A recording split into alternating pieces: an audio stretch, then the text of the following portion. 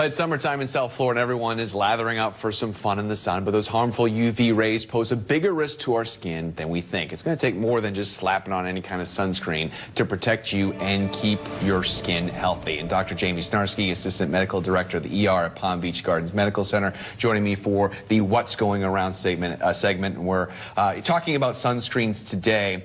So first off, let's talk about the degrees of burns. What are the different degrees of burns? So your typical sunburn is just going to be that red, painful skin, and that's a first-degree burn. You can also get a second-degree burn, which has swelling and blistering, very painful.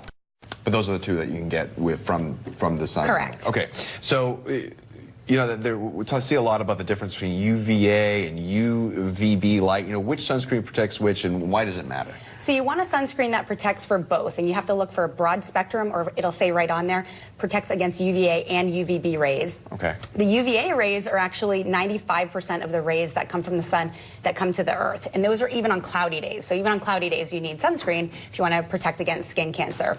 Now the UVB rays are the ones that actually burn, so you can think UVB burn.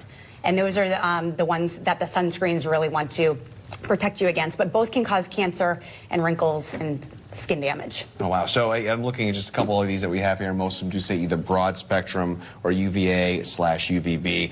You know, obviously a lot of people look at the numbers and depending on how much of a tan they want. But what difference, you know, really what do the numbers mean? What's the most important thing to think of when you're trying to pick what number SPF for you? For an SPF, you don't really need anything more than a 50. Nothing is going to protect you 100%, but sunscreen 1021 isn't any better than sunscreen SPF 50.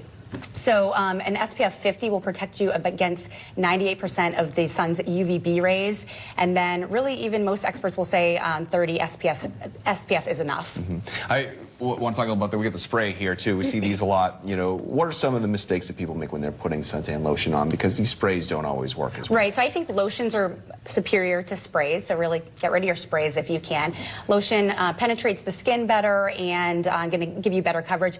Usually when I'm spraying this on, it's blowing down beach. Right. So misses me anyway, but the key is really to reapply sunscreen frequently, and that's really every 2 hours. If you're in the water or sweating a lot, it's going to be more frequently than that. So you'll see on a lot of the bottles, they're rated for if they're waterproof or sweatproof, and that's either for 40 or 80 minutes. So you really have to reapply it that frequently if you want it to work.